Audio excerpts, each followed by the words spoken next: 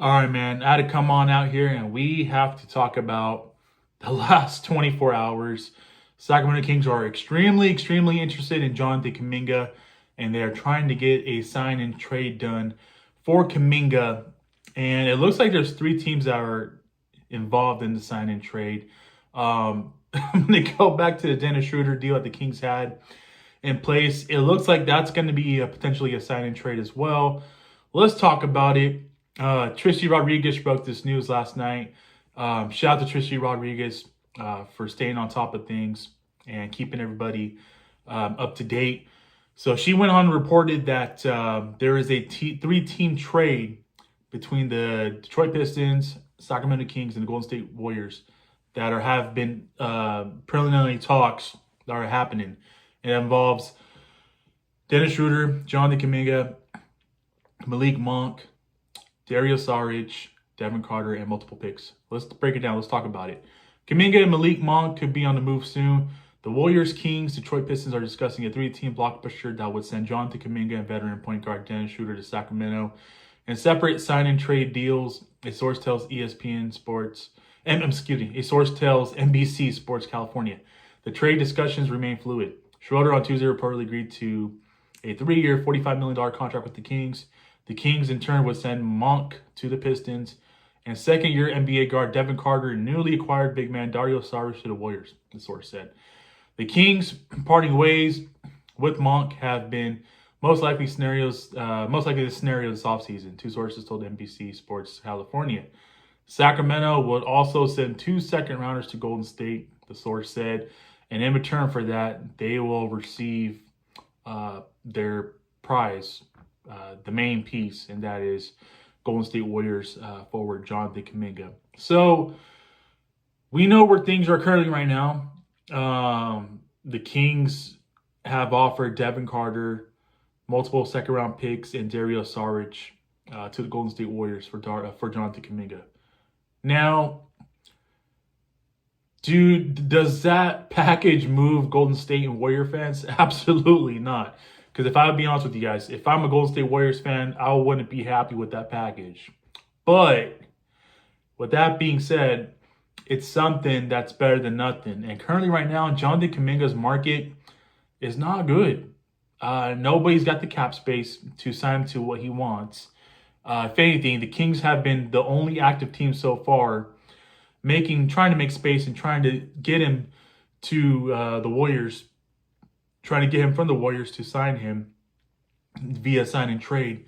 And, Golden State doesn't have much leverage here. Do they wait around? If nothing, surfaces as they wait around, decide to wait all summer, Kuminga's value is just going to diminish, if anything. If anything, he has little to no value as of right now. And that's no knock on him. He's a very good basketball player. Heck, the Kings are extremely interested in acquiring him. And that leads me to question, does Jonathan Kuminga, if let's say this deal happens and the Kings get Kuminga, does he move the needle for the Sacramento Kings? The way I see it, and I've said this in a previous video before when it comes to Jonathan Kuminga, I'm not a big Jonathan Kuminga guy, and that's no disrespect to him. But the more I think about it, the more I see what the Kings are trying to do. And, why not take a chance on Jonathan Kuminga? Why not swing for the fences on Jonathan Kuminga and see what you got? Because let's face it, you're not giving up any of your main core players for Jonathan Kuminga, at least from what it's been reported. I mean, Devin Carter, Dario Saric, multiple draft picks, and Malik Monk for Dennis Schroeder. From the Kings' perspective, I'm fine with that. If that brings you Jonathan Kuminga and Dennis Schroeder, then yeah, sign me up. I am all for that. I'm fine for that, man. And in particular, Jonathan Kuminga, because we already know Dennis Schroeder is a lock regarding sign and trade or just a free agent signing. He's a lock regarding to go to Sacramento and play for the Kings.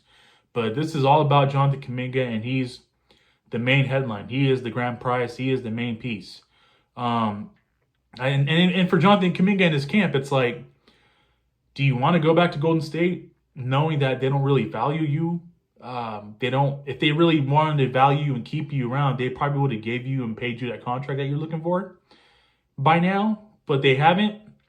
Um, do you really want to come off the bench with Jimmy Butler, knowing that he's going to be there for another 2 years because he signed a contract extension of 2 years when the Warriors traded for him? And do you really want to play under Stephen Curry's shadow and light? Whereas in Sacramento, you're guaranteed to start. You play alongside Keegan Murray and Domantas Sabonis for the foreseeable future. You're pretty much part of the main core and front line for the foreseeable future in Sacramento, and you have a chance to make yourself a household name, and that is become a star in what you want to become.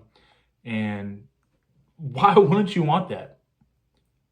Why wouldn't you want that as if you're Jonathan Kuminga? Crazy things have happened. There has been supposedly other teams that are interested in Kuminga, but they just haven't stepped to the plate. As the offseason maybe progresses, maybe there will be a team that's out there that comes in and decides to pull the trigger for Jonathan Kuminga. The King, and that's the thing. That's the thing about the NBA offseason. The Kings can try to swing for the fences, and if they strike out, I wouldn't be so down.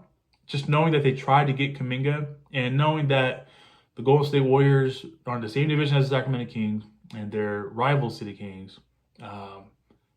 Golden State probably doesn't want to see a young, promising forward go to their rival across the pond. So I totally get it. Totally get why Golden State's hesitant. And I totally get why their discussions have not progressed overnight. And it's going to come down to, what the Warriors do at the end of the day. I mean, they don't have much leverage here. They can always pay him. They can always give him the qualifying offer and have him come back restricted and, try again next offseason, next summer, if he chooses to do that. But if you're Kuminga in this camp, do you really want to go back to Golden State and play another year off the bench behind Jimmy Butler? I don't know if I would want that if I was Jonathan Kuminga. The opportunity is there. I'll just say this. Jonathan Kuminga in this camp, you guys are valued here in Sacramento. The Kings are showcasing that they want you. They're willing to trade for you. They are willing to, pay that salary for you. And that should show you a lot, when it comes to Sacramento. So I don't think Jonathan Kuminga would have no hesitation going to Sacramento. I think he's obviously open for it. But at the same time, it may require some patience to get him because Golden State Warriors can definitely drag this thing out all summer. But at the same time, if you're Golden State, do you really want to drag this thing out all summer and not get a deal done sooner rather than later? Because what you have right now, you're getting a promising young guard and then Devin Carter, who was just a lottery pick last year. You're getting Terry Osaric back. And you're getting multiple picks in return. So something's better than nothing, man. And I'm curious to see what Golden State is going to do when it comes to Jonathan Kuminga and his future with the team and in this free agency when it comes to potentially moving him. So looking forward to it, man. And you know what? I said this previously, the whole Malik Monk debacle. Don't get too comfortable because he could be on the move. Very good chance Malik Monk will probably be moved by this weekend. As much as I hate to say that, I think if this Kuminga deal falls off, there could be a chance where Malik Monk gets moved in a potential sign and trade to the Pistons for Dennis Schroeder. I just remember that the Kings are still trying to clear cap to not only to get Kuminga in a trade, but they obviously still are interested in offering Russell Westbrook a contract as well. So I think that with the Jonathan Kuminga debacle, I really think that if the Warriors are willing to move him, Jonathan Kuminga could be a Sacramento King by this weekend. I mean, I want to wake up tomorrow, 4th of July, and be like, hey, the Kings traded for Jonathan Kuminga. I mean, that would be a hell of a 4th of July, Sacramento. I mean, what do you guys think about that? I still am on the fence of Jonathan Kuminga, but the more I think about it, the Kings front office loves him and they want him. Assistant GM BJ Armstrong spoke highly of Jonathan Kuminga in a clip that I saw on X. And I think they're going to do whatever they can to get Jonathan Kuminga. And I think they don't want to drag it out. They don't want to wait. I think they want to get it done so that way they can just, build and grow and move forward together. So with that being said, I want to hear from you guys. Let me know your guys' thoughts on this. Do you think Jonathan Kuminga is worth moving the needle? Do you think he is worth swinging the fences for? Does Jonathan Kuminga move the needle? It seems like the Kings are really, really heavily focused on the 22-year-old forward. He's a very good basketball player.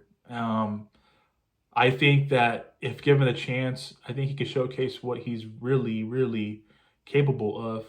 And I think that he's not going to be able to get showcase that talent that he has in Golden State. Whereas in Sacramento, he'll start day one. You're playing alongside Keegan Murray and Domantas Sabonis. Your front line is set for many, many years to come. Keegan Murray's going to get extended. I'm not even worried about that. Keegan Murray will get extended.